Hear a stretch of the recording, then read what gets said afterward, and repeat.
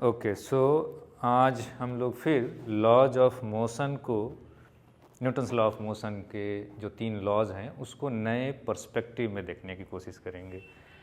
First law of inertia.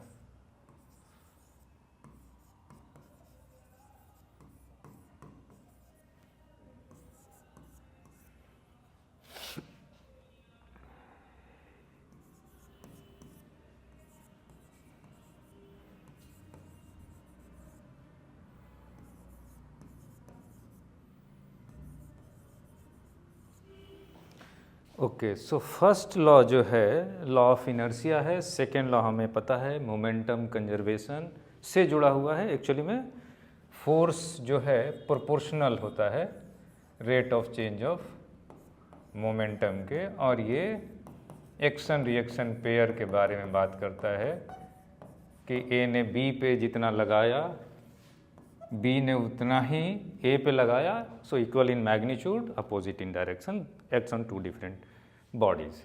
मेरा जो यहाँ पे ध्यान है कि ये स्टेटमेंट ऐसा लगता है जैसे 3 डिस्टिंक्ट चीज़ों की बात हो रही है, पर ऐसा नहीं है। एक्चुअली में हम केयरफुली देखें तो हम 3 चीज़ें एक ही चीज़ को कनेक्ट कर रही है, दैट इज़ फोर्स। जनरली आप बुक को रिफ़र करेंगे तो फर्स्ट लॉ में इनर्शिया यानी मास से जुड़ा हुआ लगता है, something which is related to mass. मैं इसको नए ढंग से दिखाना चाह रहा हूँ कि इनर्शिया, लॉ ऑफ इनर्शिया ये बोलता है कि स्टेट चेंज करने के लिए, स्टेट चेंज नहीं करता है, रेजिस्ट करता है, तो स्टेट चेंज करता कब है? जब फोर्स लगता है। सो एक्चुअली में फर्स्ट लॉ जो है लॉ ऑफ इनर्शिया एक्चुअली में क्वालिटेटिवली डिफाइन कर रहा है फोर्स को, क्वालिटेटिवली डिफाइन कर रहा है।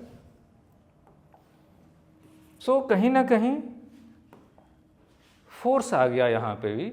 सेकेंड लॉ तो डायरेक्टली फोर्स था, और सेकेंड लॉ जो है एक्चुअली में अगर हम प्रोपोर्शनलिटी कांस्टेंट के जो कि 1 ले लेते हैं ऐसा यूनिट में लें, तो बेसिकली dp/dt है, जो कि मास इंटू एक्सेलरेशन में अगर कांस्टेंट मास का सिस्टम है तो हो जाएगा।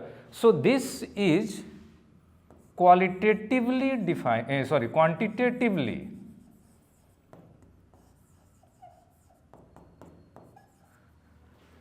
सो पहला लॉ क्वालिटेटिवली फोर्स को डिफाइन कर रहा है, सेकेंड लॉ क्वांटिटेटिव वैल्यू दे रहा है, और थर्ड लॉ और सेकेंड लॉ इंटरकनेक्टेड है, क्योंकि जो मोमेंटम कंजर्वेशन होने के लिए एक्सटर्नल फोर्स 0 है तो मोमेंटम कंजर्व करेगा। ये तभी फिजिबल है जब इंटरनल फोर्सेस कैंसिल आउट हुए। तो ये तो फोर्स से पहले ही जुड़ा हुआ था, ये भी फोर्स से जुड़ा हुआ था।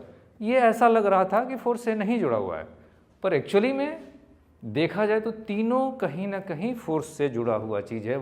फर्स्ट इज मैं रीट्रेट कर रहा हूँ, क्वालिटेटिवली डिफाइन कर रहा है, सेकेंड लॉ क्वांटिटेटिवली कर रहा है, third law action reaction pair है ना, जो कि सेकेंड लॉ। सो तीनों लॉ में देयर इज इंटरकनेक्टेडनेस, जो नॉर्मली हम पढ़ते हैं तो आइसोलेशन में देखते हैं, पर they are interconnected. Thank you.